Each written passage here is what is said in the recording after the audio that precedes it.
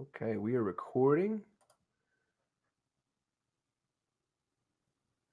and we are live on Facebook. Hello, Montessorians and Nido marketing members. Thank you so much for joining us for yet another office hours. We moved the time. It's now Thursdays, 10:30 a.m. Pacific.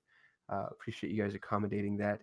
I'm really excited because today we are joined by our founder, um, Matt Hillis. Matt is the founder of Nido Marketing and also the executive director of Bergamo School, Bergamo Montessori School, excuse me. And he's here today. Matt, thanks for coming. Thanks for joining. So happy to be here. I'm glad we're able to move this to Thursdays so I can be on this call, this webinar moving forward. I think it's going to be a good thing for everybody.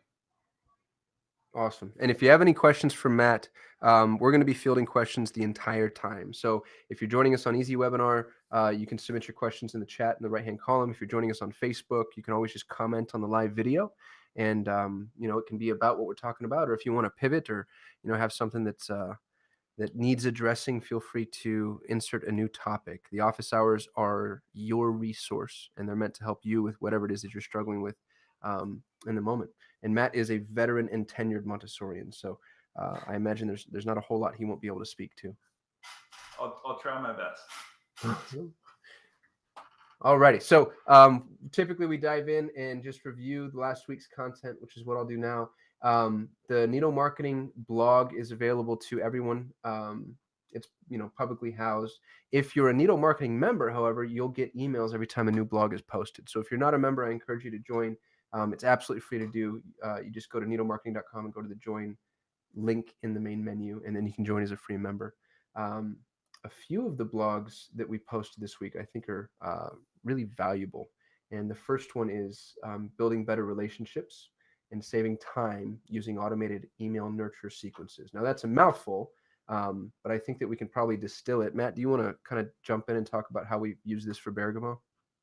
Yeah, really, I think this is about really thinking about your admissions process in advance and then sending out, dripping out emails over time to help build the case for your school. Montessori is a nuanced topic, right? And I think so many of us, and I'm right up there, I made this mistake when I first started doing this, was that I would try really convince people about the benefits of Montessori in one shot, right? Let me sit down with you for 15 minutes and talk to you about why Montessori is great for your child. That will work for people who have done research, who maybe had a friend that have been successful in Montessori. But for most prospective parents, I really think that they need some time for the information to resonate with them.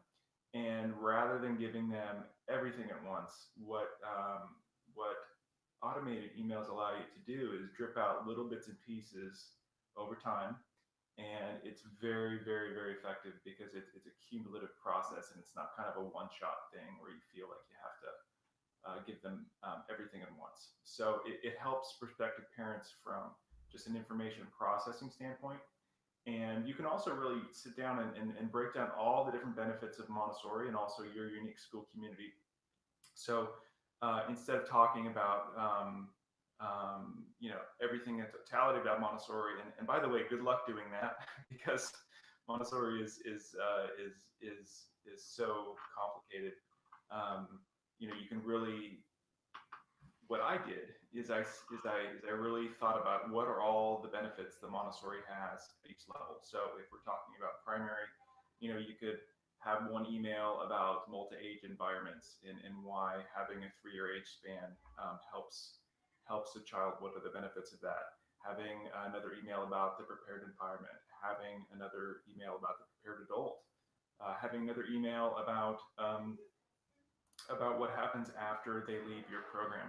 All those things, instead of doing that in one, brochure, in one tour that you're doing, by breaking those out into individual emails and automating them, you write it once, right?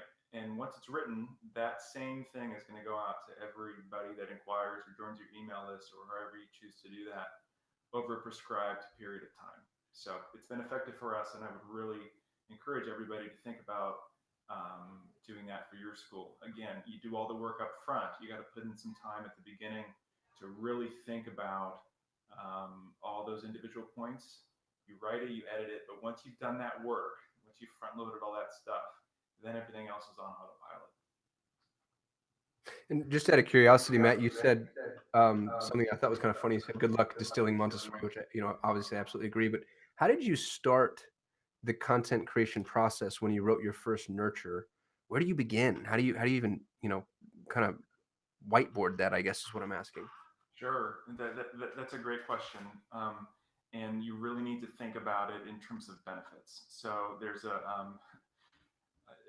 this is going to sound really salesy, for lack of a better word, but there's this kind of axiom that says features tell, benefits sell. So feature would be like if we were looking at like if I was a real estate agent and we were looking at how we're going to market this house, right? A feature of a house could be 2,500 square feet, right? That's a feature. What is the benefit though, right? The benefit is actually what people care about. So a benefit would be you have a 2,500 square foot house, which gives you more than enough room for your growing family. Maybe people are having a child or they need a nursery or whatever. So you really want to think about in terms of the benefits, not the features. So a feature of Montessori would be a multi-age classroom. That's a feature. What's the benefit? Well, the benefit is in a 3-year multi-age environment classroom. Younger children can learn from older children. Older children have the opportunity to be leaders and really experience that. They develop a deep relationship with this Montessori guide because they're with them for a period of 3 years. So that is the difference between a feature and a benefit. And in order to really create your email nurture sequence, what you really need to do is really think about it from a parent's perspective. What are the benefits of Montessori for their child? This is going to be different at each level, right? There's going to be you're going to have to do this for each level that you serve. So I did this for our Nido, our infant community. I did it for our toddler community, did it for our primary community, and did it for elementary. So it's a lot of work, but it is well worth your time. That's great feedback, Matt. Thank you for that. The next blog we posted that I think is worth a gander by our community is it's talking about viral content. Now, viral content is one of the things that, as a marketer, kind of upsets me. Anytime a marketing agency promises that content will go viral, I think they're making promises they can't necessarily keep. But with that said, there's a lot that you can do to make sure that your content receives we'll call it maximum exposure. And in some really interesting ways, a lot of our content, especially the Nido marketing content, has gone viral, and not necessarily because it's our content, but because of the ways that content has been used. And more to the point, the way that Matt, the way you've used it for Bergamo schools, and this is one of the really good examples. You've had a few of the articles that we've written posted to your site and then shared thousands of times. Didn't we get an article that was shared 2,000 times or something amazing? A couple of them have been more than that. So yeah, it has, for lack of a better word, in the Montessori community, gone viral. Yeah, which is obviously it's a benefit because it helps establish you as a thought leader too. But do you think that there's an element of sort of, I'm trying to think of the right word. Like, I don't want to use pedigree, but how does this set you apart from some of the other schools? If a parent's looking at you and then they're comparing you to another school and they see that your content is getting, far more engagement, does that make a difference? Do people comment on it? Do you notice that it has an impact?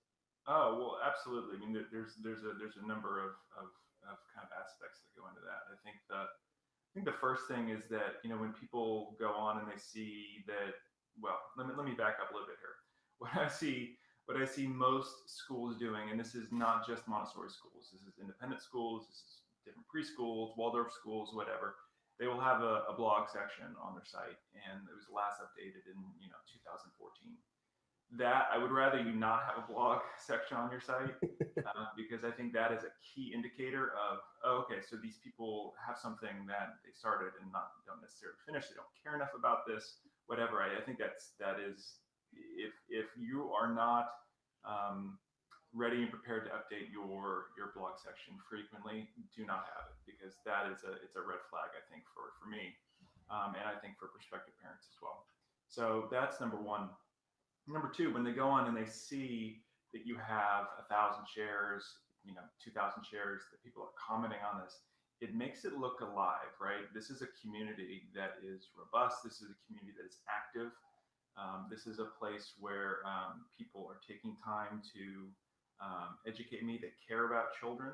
They're engaged with current research about children. They're engaged with the method that they're employing. So I think it's for lack of a better word, social proof that what you are putting out there is of value.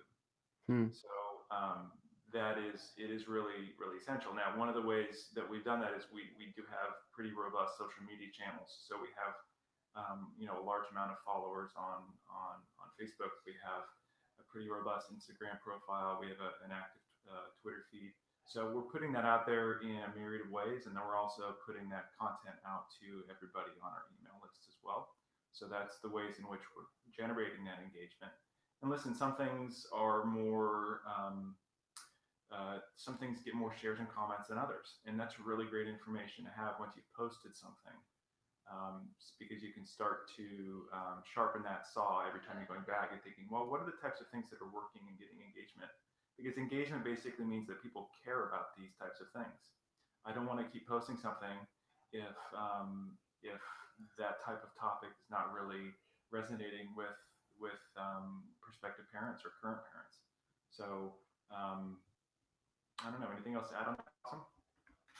Well, you know what I'd love to hear you speak to a little bit is we create content, as you know, for our third and fourth plane members. So if you're a third or fourth plane member, we're creating a blog post for every week and social posts for every business day that you can use. Now, my question for you, Matt, is I don't think that you're taking this content and just copying and pasting it. I have a feeling that you're customizing it.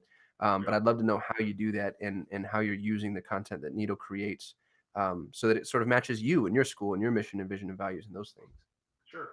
I'm happy to share my page here and give you an example of that. How about that? Oh, that's awesome. Let me share my screen.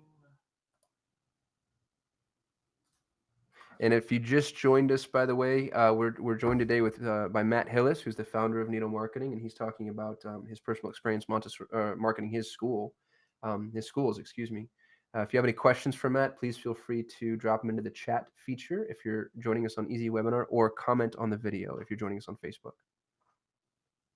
So our blog is very prominent, right? So on our webpage, as you scroll down, these are the first things that you're seeing. So here's an example of some content that we used from Nido, and it was shared 1,800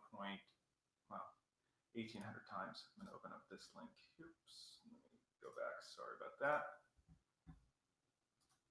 Let's just open up Montessori Basics. So this was written by our content creator at Nido. And so one of the first things that I would recommend that you do is that you really choose images that resonate with this post. So, we do have a school photographer that works at our school, and we have a lot of pictures from which to choose. But we were able to go and choose high quality images that really, I think they just make the post better, right? They make it alive. It's not, I would really, really recommend that you look at images as the number one way of customizing these things. Because it makes it come alive. It's not just words on a page. It actually, we're seeing things that are happening in our school that happened recently that make it real, right? And it, I don't know, it's been pretty successful for us. We also added a video down here. You may have seen this. This is free to share on YouTube. But again, this is another way in which we customize this post, because we want, this post is about the basics of a Montessori morning work period.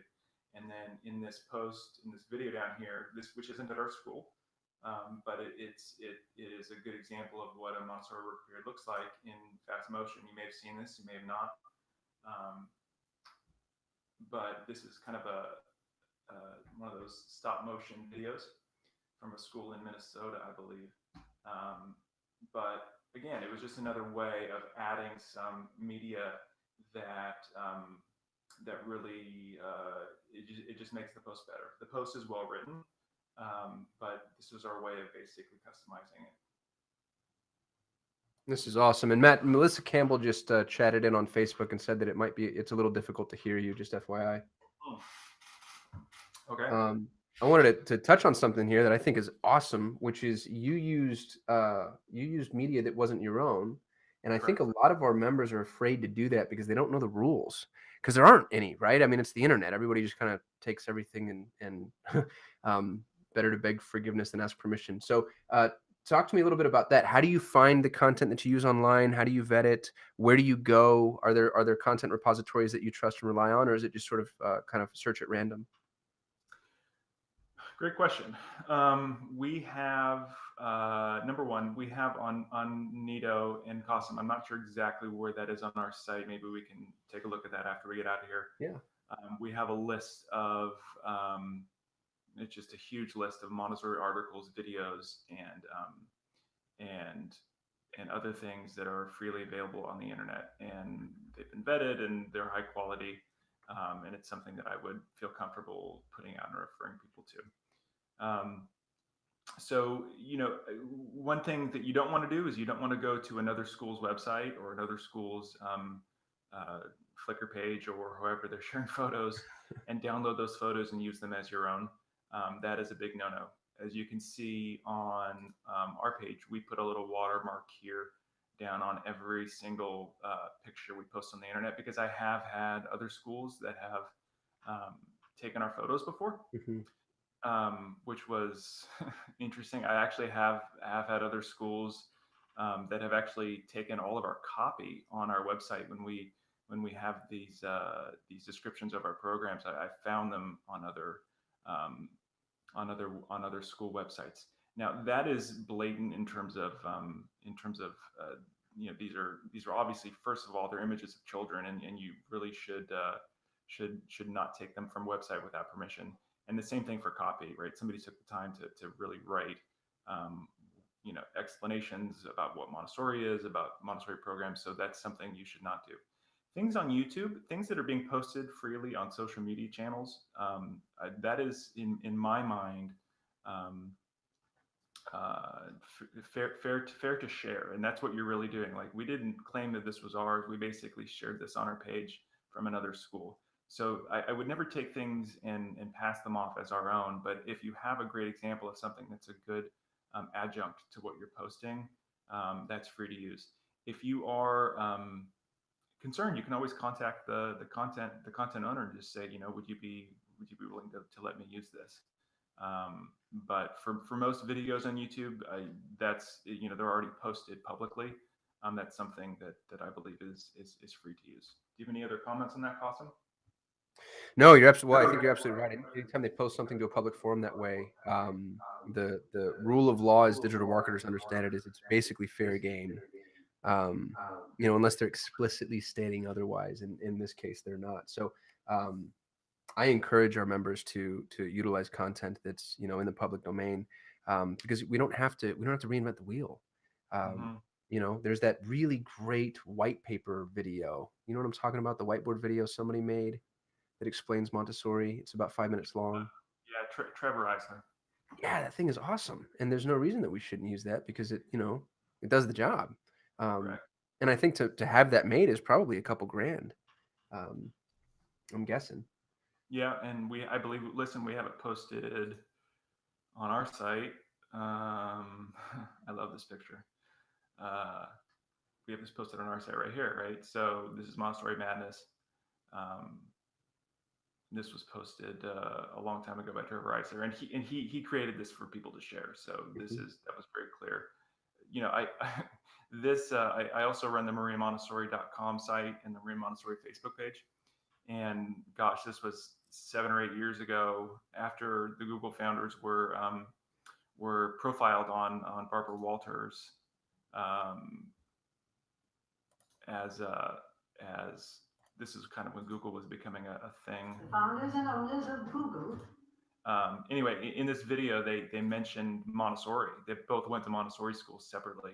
And after I saw this on TV, I was looking all over the internet and I couldn't find it because I really wanted to be able to show this to parents, right? Because it was a great validation of what we do. So I found this guy who lives in somewhere in the Southwest who basically, this was back in the day, he recorded things on VHS, and I ordered this VHS basically TV recording from him, and I digitized it and put it online. Technically, this is probably, I know that this is copyrighted by ABC at some point. I've never had any issues with it, and it's been shared a lot on different web pages. Again, this is free to use. It's on YouTube. I guess my point in that is that you always need to be looking at where to find things that really validate Montessori. There's a video that just came out that I'm tracking down right now, which is Jeff Bezos from Amazon. He references Montessori education, and I'm going to be putting that one up soon as well. So look for that. That's great feedback. Thank you, Matt. I'm going to transition over to the most recent news you can use.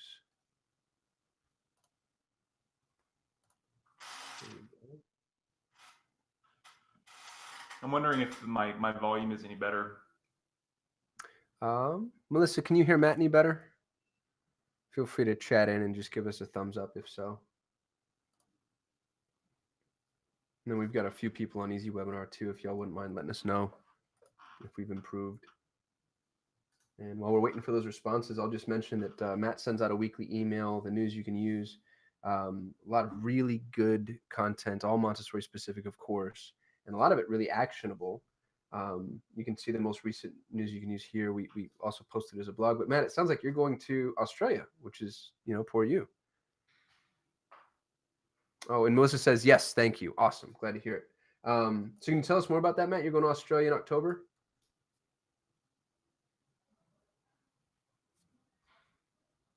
Oh, Matt, I wonder if I lost you.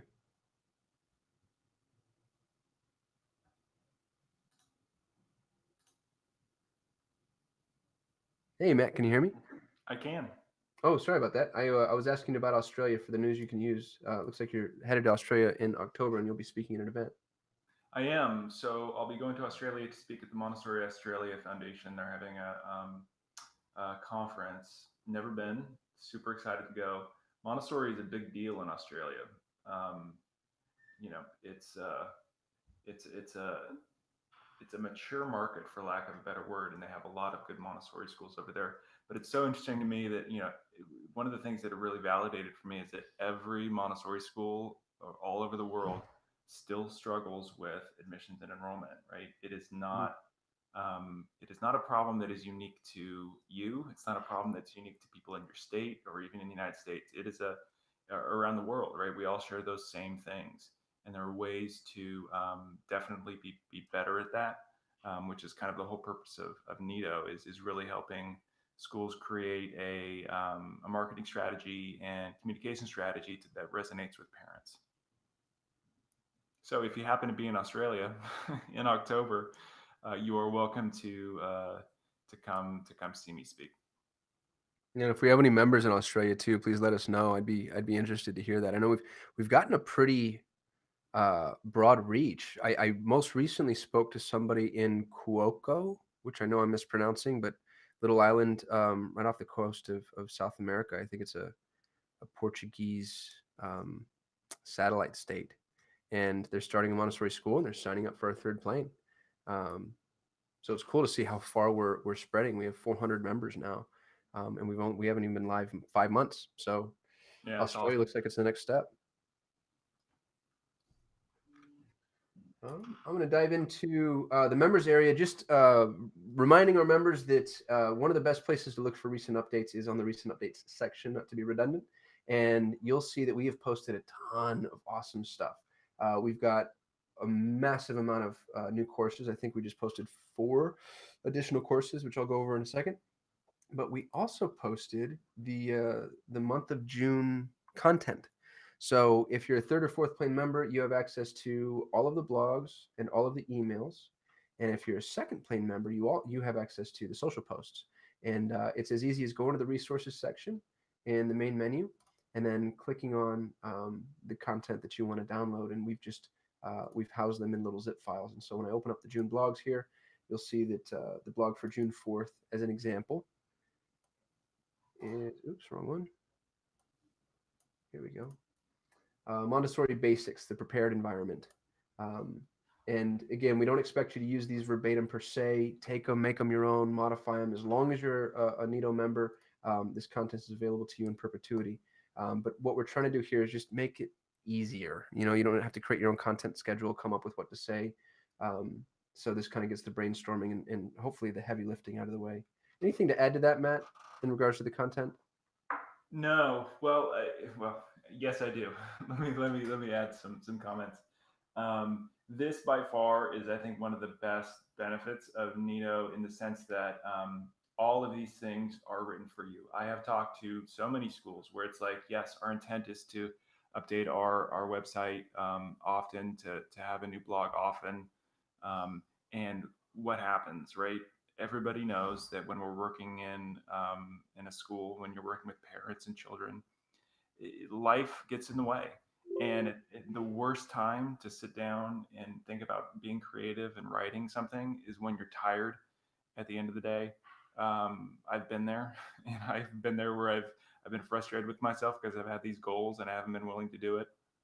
So having this written for you, even if you don't use it verbatim, even if you just use it as an outline, I think can help get that process started for you. I know that some schools have very specific things that they'd like to add about their program, and even if you're using this as an outline to help you start writing, I think it makes it a heck of a lot easier.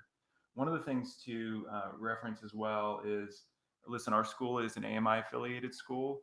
I know a number of our members are AMS affiliated schools. Some schools don't have any affiliation.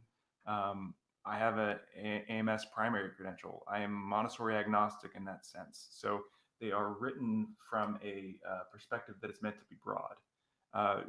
AMS and AMI, we're going to have, 90% is going to be the same in terms of our standard. There's going to be some small nuances around that, but I wanted to make it clear to everybody that these, the content that is posted should be applicable to most, if not all, Montessori schools, regardless of affiliation. Awesome. And this is actually kind of a perfect segue into the courses that we just posted, because if you're using this content, what we've done is we've created education that helps with the deployment of the content.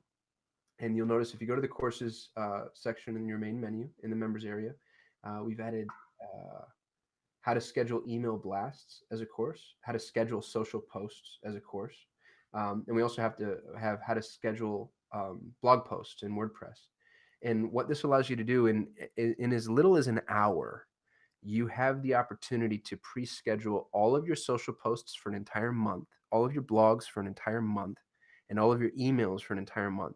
And I say an hour kind of overestimating, I think, by double. I think you could probably, when you get good at this, do it in a half hour, which means that, in an hour or less, you just created an entire month's worth of a content schedule, from start to finish, including deployment. And it really helps with the way your school shows your ability to stay in touch with parents and prospects, and just general online visibility and branding. So these 3 courses are available to you, second plane on up. Strongly encourage you using them. Even if you're not using our content, I think it's important to know how to schedule these things, because you should be doing that with your own content. It just makes your time more efficient. Yeah, Qasim, can you talk a little bit more about why it's important that your website is updated frequently? What is the benefit of that in terms of digital marketing parlance?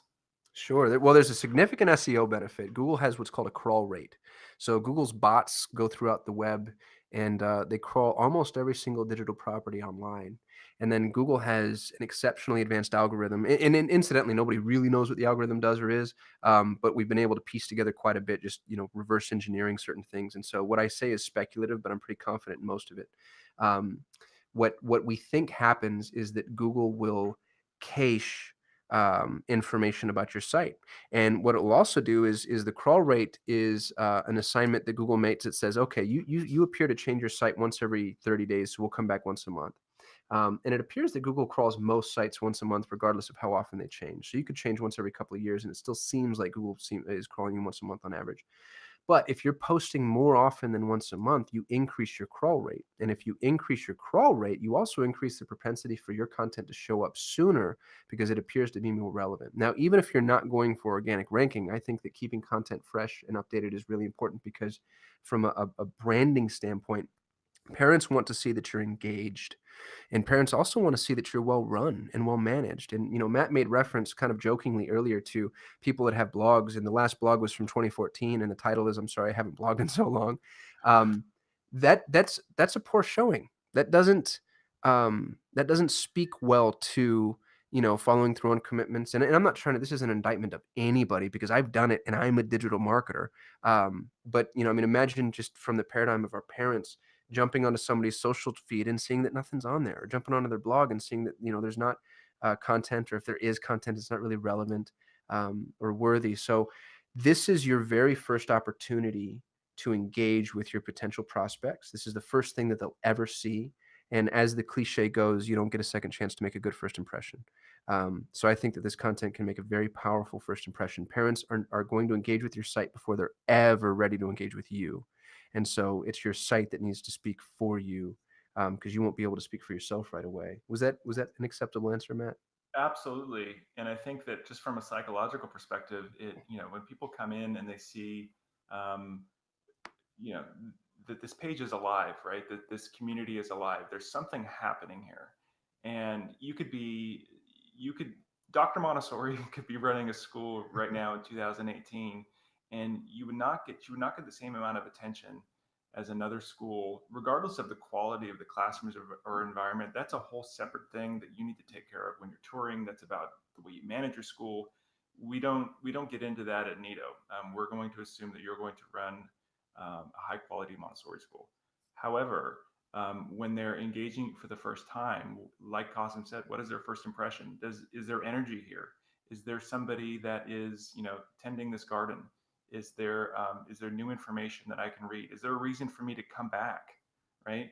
The worst thing ever is when somebody comes to your website and it's like, well, this looks exactly the same as it did when I check it out a year ago when I was pregnant at home with my child, thinking about what I'm going to do. That's Hmm. not a really good way to position yourself if you're trying to earn the trust of people. So from a let alone from the digital marketing benefits in terms of search engine optimization and all that stuff, I think it just starts your relationship off in a much better footing to have a website that is frequently updated. And Melissa Campbell just asked on Facebook, when you schedule your social media posts, do you schedule them for different times of the day? And this is an excellent question, Melissa, as usual. I can tell you that Facebook's algorithm has actually changed, and you've probably seen this yourself in your own browsing experience. Facebook will redeliver content from days ago if they think it's relevant. There does not appear to be an effective canon, so to speak. There's not much in the way of chronological ordering any longer. Facebook is attempting to deliver content to you based upon what they think you're going to engage with. And so there did used to be a very real need to split test, dates and times of posting. What I advise our members to do now is post, and this is going to sound um, like a cheap shot, but post as often as possible, because the truth is the more content that you're putting out, if it's relevant, the more likely it is that you're going to be shown. Um, the content that we create from a social standpoint is really meant to be kind of foundational. And so you'll notice when you jump into the resources section and download our social media content, it's built around establishing you as a thought leader. So I think that this content is exceptionally important, and I wouldn't disparage it at all. However, I don't know that this is the end all be all of your social posts. I think the most engagement you're going to get out of your social posts are things that are personal to your school. So images, videos, and posts that come from day-to-day experiences, and that's tough to do. It's hard to manage a school, teach children, guide the future of our country, and at the same time try to remember to post things onto Facebook. But I can tell you from experience, and Matt will be able to speak way better to this, but the things that get the most engagement are actually the things that are personal to you instead of kind of the genericized content. Matt, how did I do there? You did great. And I was actually going to share my screen here and talk about what's been working at our school in terms of posts, because I definitely echo what Qasim just referenced. So let me share my screen. Okay. So this is our Facebook page. We have about 3,000 fans. We could do a whole other office hours about optimizing this. And it's always a work in progress. But if we look down and we see what are the posts that get the most engagement. So generally, I like to say that posts that get the most engagement are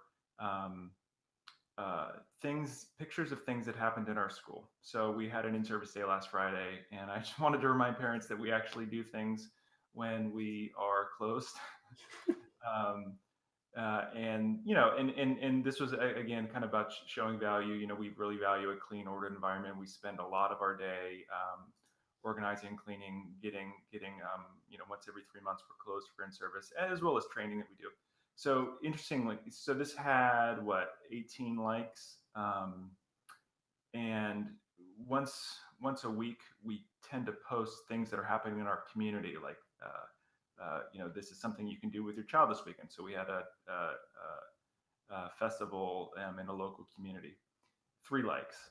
I find that that's pretty consistent. That the things that do the best are photos of things that are happening in our school.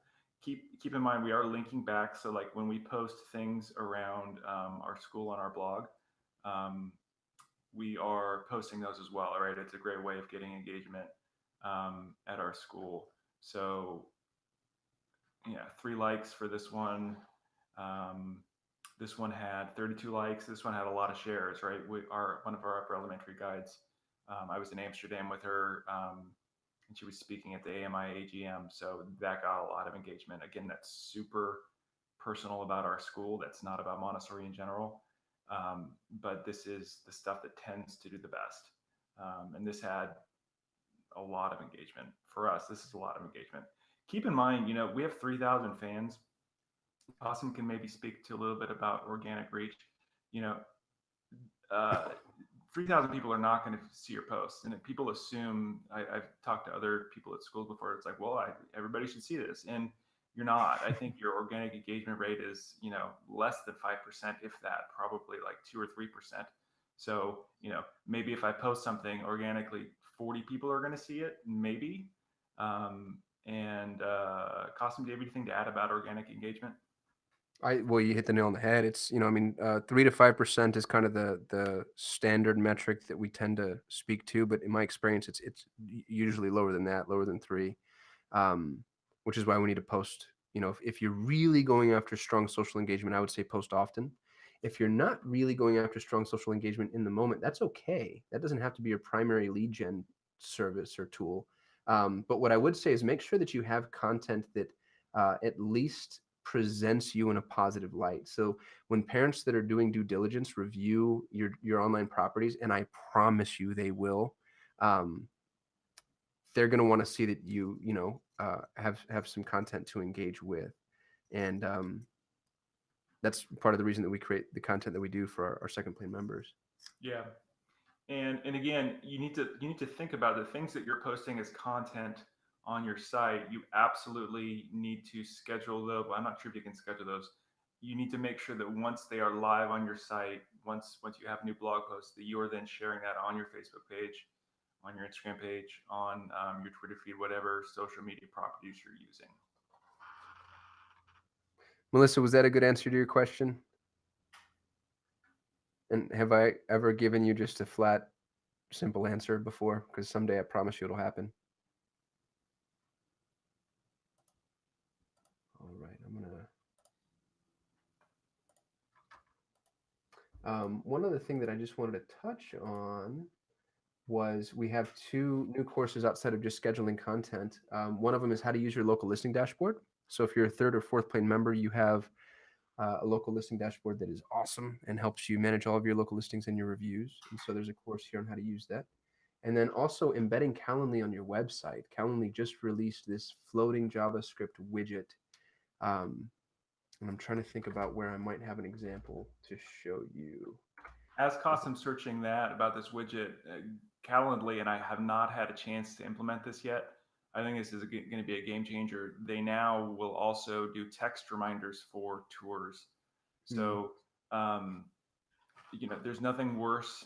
And believe me, I get I'm very frustrated about this because we have a limited number of tour slots, and people, when they don't show up at all, it's like we're sitting there waiting, and we basically wasted 30, 40, 45 minutes by the time we get everything ready, and we're letting the classroom know that we're going to have a tour, and then nobody shows up.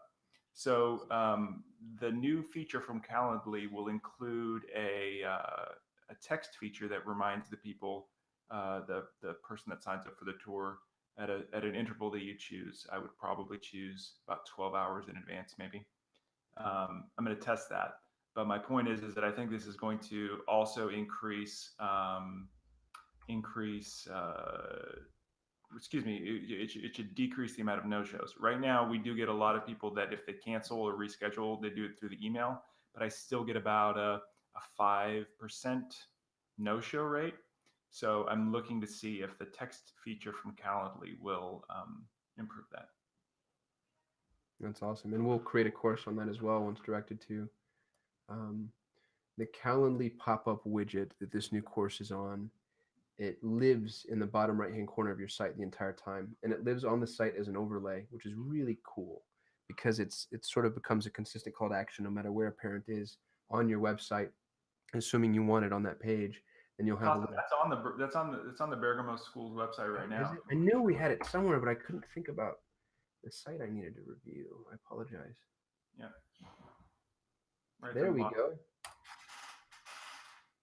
And it'll pop up the Calendly view. Calendly's being slow, which is making me look bad. But what's cool about the schedule a tour is it's everywhere. So I can go to any page on the Bergamo site, and you just have this consistent call to action, and it floats, meaning it's just always there. So it's just a nice constant reminder. And we have a course created in the Nido section that teaches you exactly how to do this, and it takes a matter of minutes, truly. And Calendly's been a game changer for us and for a lot of our members as well.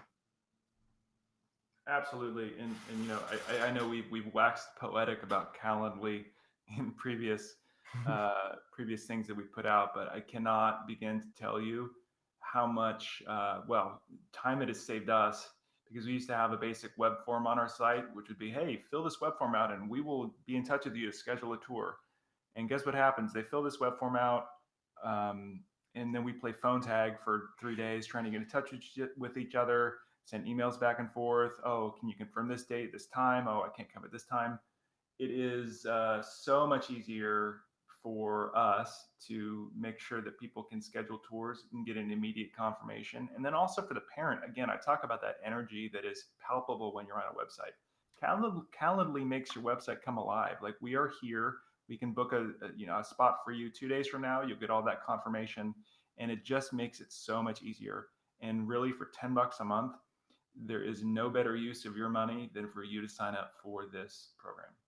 And by the way, we don't get any money from Calendly. Like, I'm really just recommending it to you as somebody who is working in Montessori Admissions. It is one of the best things we've ever done. Yeah, I wish they did have a referral program. I know. Just a reminder to anybody, if you have any questions, please feel free to lob them at us. Make them hard too. We want to be put under the gun. Just kidding. The very last thing that I want to mention is we're actually changing office hours, and the office hours construct is going to be modified, and we're changing them to coaching calls. And all that really means is we've decided to build a curriculum for Montessori marketing, and we're going to go through lesson by lesson and stage by stage exactly how to build the marketing campaign and collateral for your schools. And that's going to start next week. And the very first topic that we'll be covering is the Montessori admissions funnel. Matt, do you want to speak to that a little bit, how the coaching calls are going to go and what to expect? Yeah. So one of the things that we've noticed, like Costin's mentioned, we've only been really doing this for a couple months now. The response has been overwhelming. We knew that there was a definite need for something like this in the Montessori community. But one of the pieces of feedback that we were getting was that, well, there's so much information. Where do I start? Like, what's the first thing that I do? What order do I do this in? What's the most important thing to consider? So really creating a more of a prescribed way of going about it, we felt was important. And I think starting with something as kind of from a meta idea, for lack of a better word, as the admissions funnel, I think is really important. Because here's a little secret about Montessori admissions, and I know it's not really a secret. Most of you guys know this. We are not the right school for all parents. And I think Montessori works for almost every child in the world. We are not the right school for every family. And it is so important that we find those right families. Well, how do you do that? And in my mind, we need to cast as wide a net as possible at the top. And then through the admissions process, we scale that down. That's the funnel piece of it, right? Where at the end of it, the people that are applying and the people that we're accepting are mission appropriate. They're not going to come to you when their child is 7 and demand that we start doing homework, or demand that we become a STEM based school. We're not going to do any of those things. And unfortunately, I think sometimes Montessori schools can get into this situation where it's like, we just need students of any type. And you eventually will pay for that in terms of the quality of your program and admissions, quite honestly, because those people are less apt to stay for the long term. And really, our goal here at Bergamo is that anybody that starts, whether they're starting in our Nido or our toddler community or primary, that they graduate from our elementary program at age 12. And really looking at this in terms of how we do that, what the funnel is. And again, if you look at the top of the funnel here, it's awareness. We want everybody in our community to be aware of our school, whether or not we're the right program for them. That's about basically making us as visible as possible. But they start to select themselves out over time when they start to learn more about who we are, what we do, what we believe. So that by the time it keeps getting less and less. But in order for you to get a high yield of people who are purchasing, that means enrolling, you need to be as broad as possible for the top of the funnel, so that at the bottom of the funnel, you're really getting those mission appropriate families. And I'm going to change the word purchase to enroll. That's a great note for me. And again, that'll start next Thursday, 10:30 Pacific. Still feel free to come bring questions, and the questions don't need to be aligned with what it is we're discussing. The office hours approach is still applicable, and we want to help as much as we can, but we also want to make sure that we're offering a kind of more direction than I think we have been in the past. So really look forward to seeing everybody there. I'm excited about it. And it looks like we have about 13 minutes before the close of the hour. We might hold the line open just for another few minutes in case anybody has any more questions. If you're on Easy Webinar, you can drop them into the chat. If you're on Facebook, you can just drop us a comment. And doesn't necessarily have to be a question. We'd love to know if there's something that you're really enjoying with the Nido content, or something that's helped you. If you have any case studies to offer, we'd love to hear that too. Anything you want to offer up in closing, Matt? No. I mean, I'm looking forward to being on these calls. And again, this is our time once a week where, I'm closing my office, I'm shutting off my phone, and I'm here to give you full time and attention. I know we all struggle with that, especially when you're working at a Montessori school where there's so much happening with children and parents and staff. So I'm looking forward to being on the call with Qasim once a week. And Qasim is such a good partner, I guess, in lack of a better word for me, because he can really speak to a lot of the digital marketing nitty gritty.